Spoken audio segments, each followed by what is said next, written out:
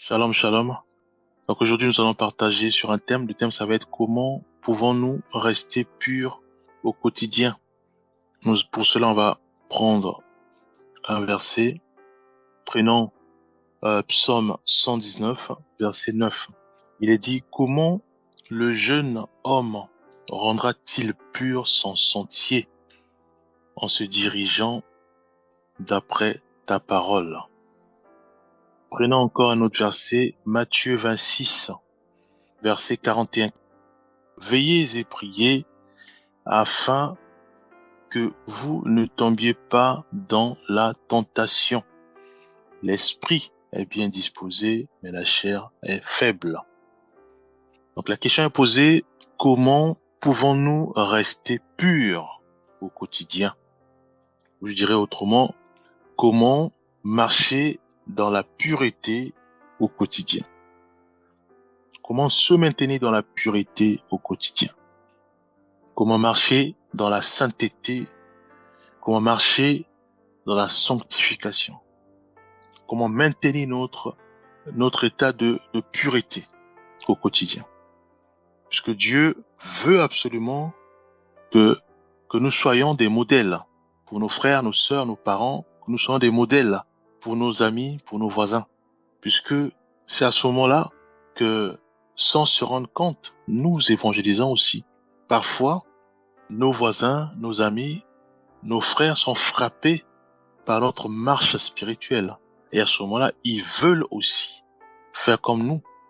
Voyez-vous, ils veulent aussi marcher dans la pureté. Ils veulent aussi marcher dans la vérité. Ils veulent aussi marcher dans la sanctification. Voyez-vous.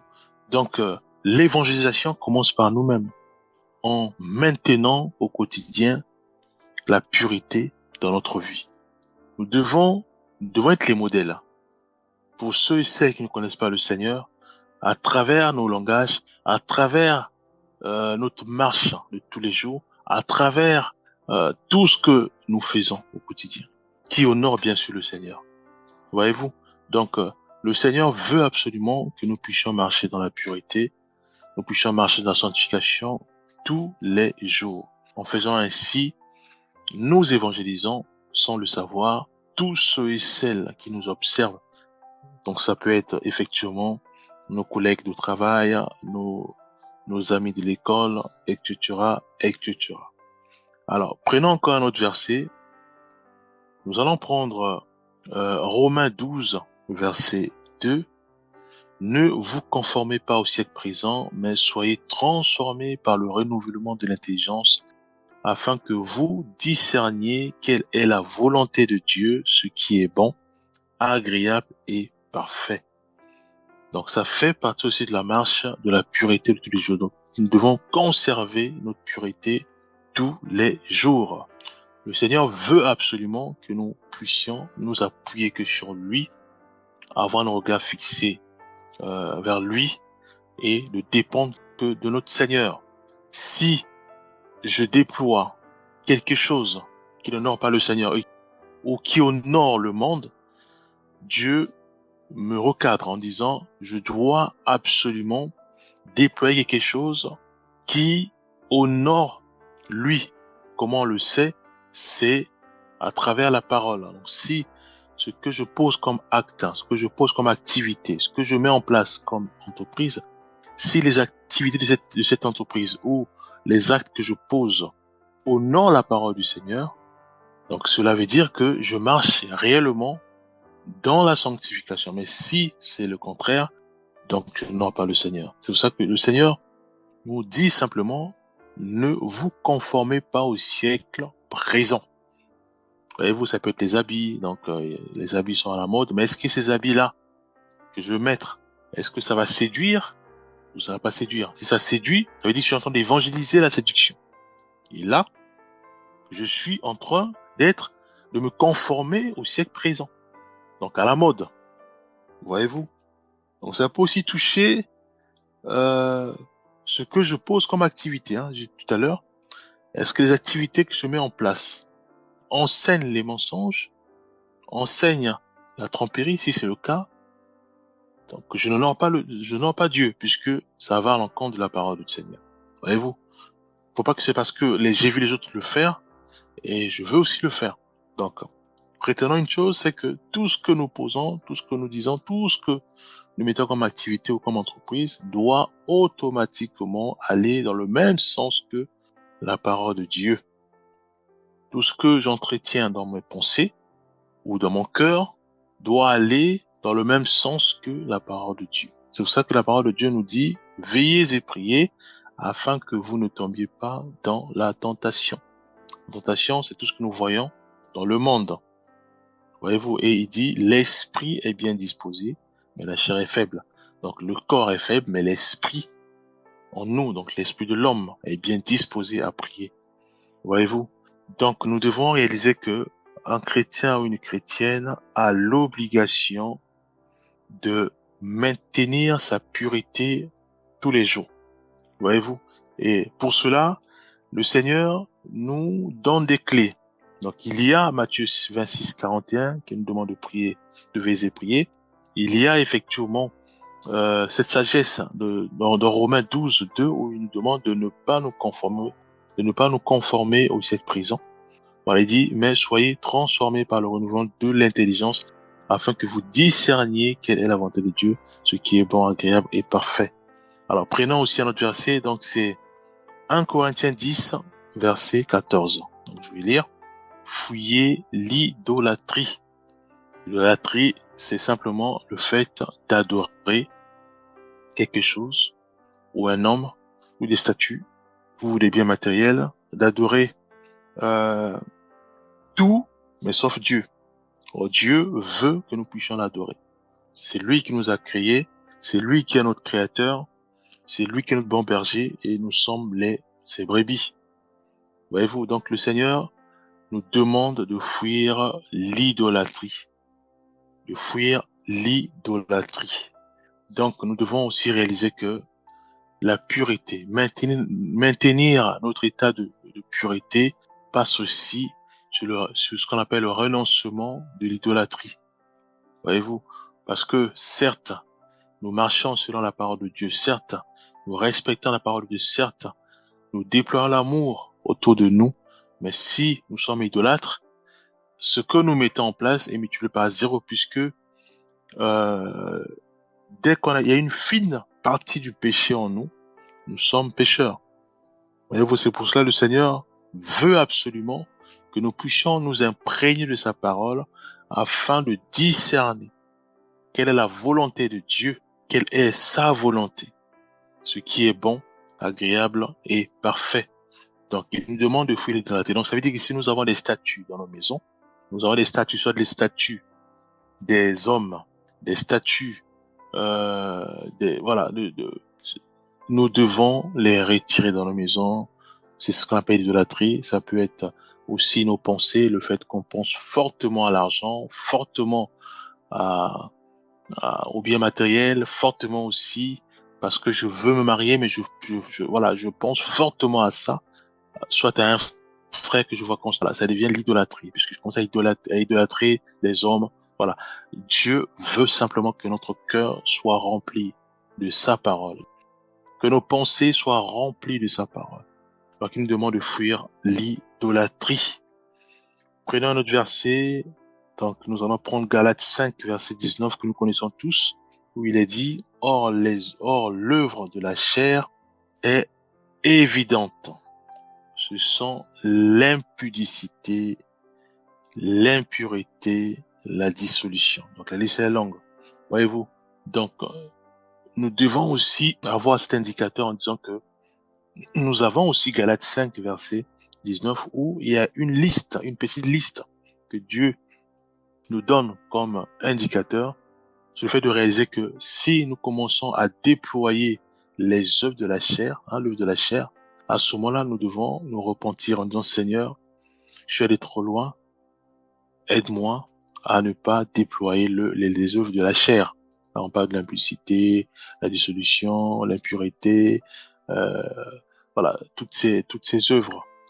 Voyez-vous? Donc, nous devons, au contraire, nous appuyer sur le fruit de l'esprit, Donc, toujours dans Galates 5, verset, à partir du verset 22, où il est dit, là, il n'y a pas de l'amour, la joie, la paix, la douceur, Voilà, donc c'est à cela que Dieu nous a appelés, c'est de déployer tout cela. Donc nous devons réaliser que nous sommes sur terre, il y a le combat. Le combat, c'est quoi? Ce qu'on appelle les tentations du malin.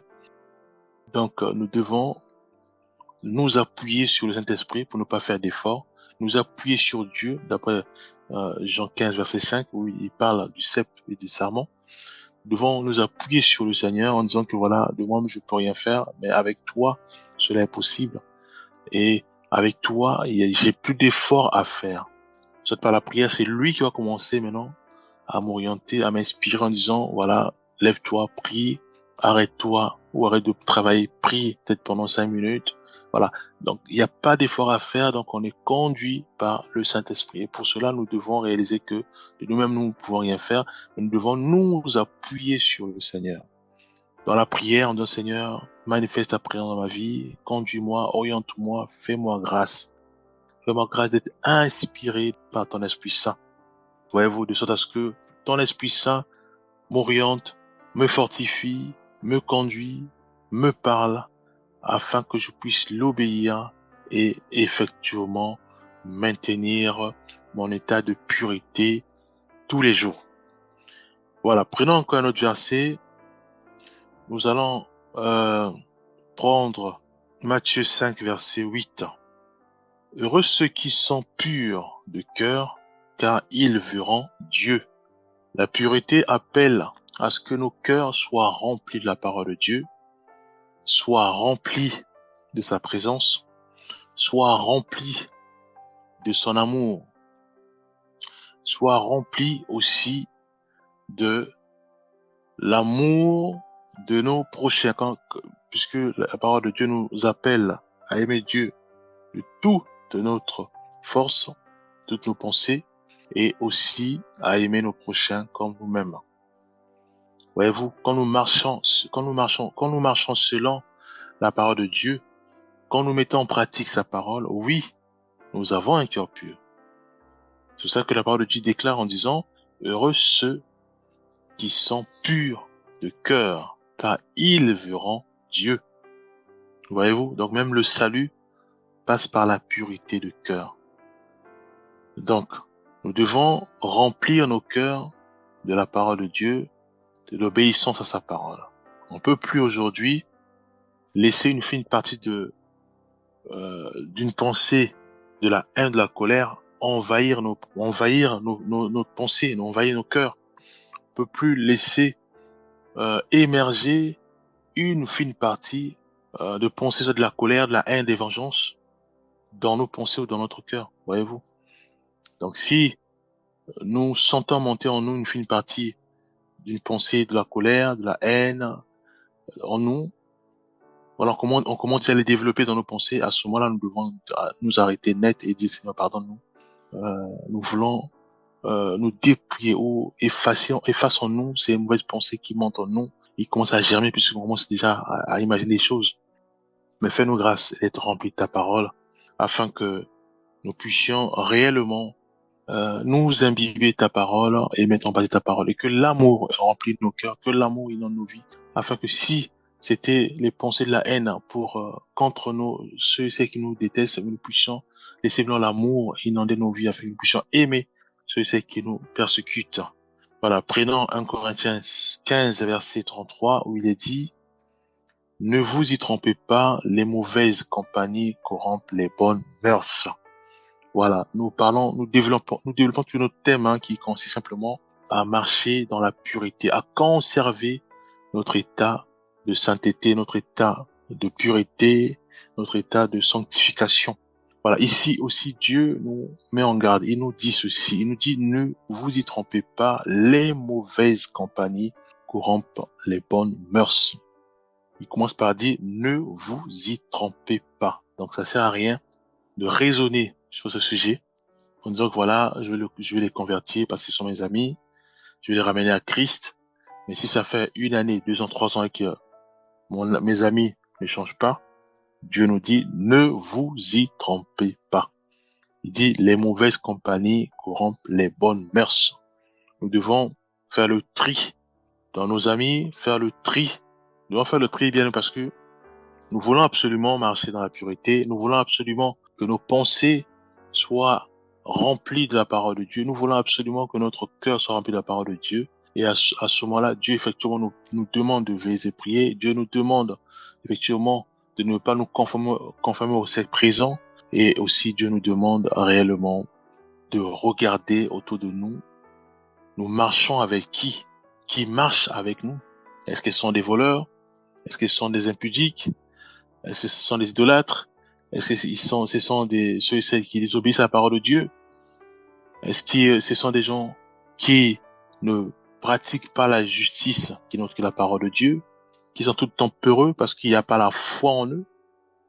Voyez-vous, nous devons réaliser que le Seigneur nous met en garde sur ça, en disant que les mauvaises compagnies corrompent les bonnes mœurs. Voyez-vous, parce que si je marche avec les voleurs, forcément, je finirai par être un voleur. Si je marche avec des impudiques, forcément, je finirai aussi par être impudique. Voyez-vous. Donc, comment faire pour marcher, maintenir mon état de pureté? Effectivement, nous devons regarder ceux et celles que nous fréquentons. Est-ce que ils marchent selon la parole de Dieu? Est-ce qu'ils aspirent à être comme Jésus-Christ? Est-ce qu'ils aspirent à marcher dans la pureté de cœur? Est-ce qu'ils aspirent à attiser la joie, l'amour, la paix autour d'eux, à rassembler? Ou ils attisent la haine, la colère, les disputes? Si c'est le cas, nous devons nous séparer d'eux, bien-aimés. Prenons aussi un autre verset, c'est dans Philippiens 4, verset 8, où il est dit, au reste, frères, que tout ce qui est vrai, tout ce qui est honorable, tout ce qui est juste, tout ce qui est pur, tout ce qui est aimable, tout ce qui mérite l'approbation, ce qui est vertueux et digne de louange, soit l'objet de vos pensées. Voyez-vous, ici, le Seigneur nous rappelle encore que nos pensées, nous devons aussi faire en sorte que nos pensées puissent être enrobées de la parole de Dieu, enrobées de ce qui honore le Seigneur. Voyez-vous, on peut pas laisser jamais en nous des pensées de vengeance parce que soit on m'a bousculé ou soit on m'a fait du mal. Voyez-vous, donc il y a des pensées qui vont commencer à se mettre en œuvre. Voilà, pour dire voilà, mais pourquoi il a fait ça, voilà. Dieu veut absolument que nous puissions remplir nos pensées de sa parole, remplir nos pensées de ce qui est vertueux, de ce qui est digne de louange, de ce qui est pur, de ce qui est juste, de ce qui est honorable. Voyez-vous, donc nous devons aussi, à tout moment, examiner nos pensées. Quand nous marchons, nous devons poser la question, qu'est-ce que nous pensons? Qu'est-ce que nous laissons germer dans nos pensées? Est-ce que ça honore le Seigneur? Est-ce que c'est vertueux?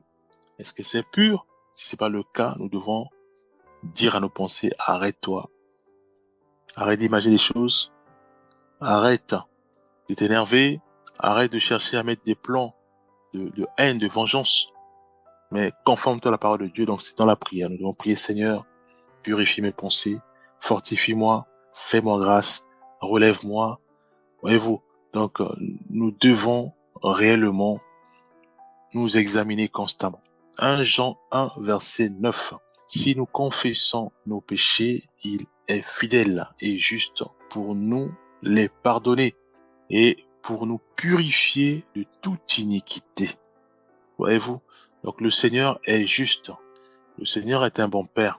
Il veut simplement que nous puissions nous rapprocher de lui parce que nous avons réalisé que nous faisons fausse route. Nous tenons des pensées qui n'honorent pas le Seigneur, qui n'honorent pas sa parole. Nous posons des actes de vengeance qui n'honorent pas le Seigneur, donc sa parole. Voyez-vous? Et nous revenons à lui pour dire voilà, nous avons pris conscience, parce que c'est aussi ça. Nous devons réaliser, nous devons prendre conscience que nous sommes dans l'erreur. Voyez-vous? Cela aussi passe par le brisement. Nous faisons erreur. C'est pour ça que Dieu nous demande aussi de nous examiner. On n'a pas toujours raison. Donc nous devons nous examiner et revenir vers le Seigneur en disant que voilà, oui, j'ai la conscience que je suis dans l'erreur. Il y en a avec moi. Aide-moi à ne plus poser ces actes qui n'honorent pas ta parole. Voyez-vous? Donc le Seigneur nous demande réellement de veiller et prier, nous demande de ne pas nous conformer au siècle présent, à tout ce que nous voyons actuellement. Que les gens disent que le monde évolue, le monde évolue. Le Seigneur nous demande de ne pas nous conformer au siècle présent. Il y a ça. Le Seigneur nous demande de regarder tous ceux et celles qui nous entourent. Il parle de mauvaise compagnie. Le Seigneur nous demande de nous examiner. On parle de nos pensées. Voyez-vous? Et ici, le Seigneur nous demande réellement de marcher dans la pureté, donc de maintenir notre vie de sanctification, notre vie de pureté. Voyez-vous? Prenons quand même Hébreux 4, verset 16, où il est dit, approchons-nous donc avec assurance du trône de la grâce, afin d'obtenir miséricorde et de trouver grâce pour être secourus dans nos besoins. Voyez-vous? Donc, nous venons vers le Seigneur, nous crions à lui afin que sa grâce nous inonde. Sa grâce nous inonde. Dans quel but? Il dit, afin d'obtenir miséricorde. C'est pas fini. Et de trouver grâce pour être secouru dans nos besoins. Voyez-vous? Donc, c'est le secours. La grâce, c'est pour que Dieu, de façon naturelle, sans nous demander de payer quelque chose, mais c'est pour qu'il puisse nous secourir. Donc, ça veut dire que si nous avons des mauvaises pensées, nous crions au Seigneur et sa grâce suffit de nettoyer nos pensées. Sa grâce suffit aussi de nous enseigner à ne plus entretenir des mauvaises pensées ou à ne plus laisser une fine partie des pensées germer dans nos pensées et dans notre cœur. Voyez-vous? Donc le Seigneur veut simplement que nous puissions réaliser ceci, que si nous avons fait réellement du tort ou nous avons fait du mal et que c'est la culpabilité qui envahit nos vies en disant que voilà, le Seigneur ne peut pas nous pardonner, Dieu nous dit que nous faisons erreur. Dieu y pardonne, puisque sa grâce est là. Voyez-vous? Donc, nous devons réaliser que Dieu y pardonne et il oublie.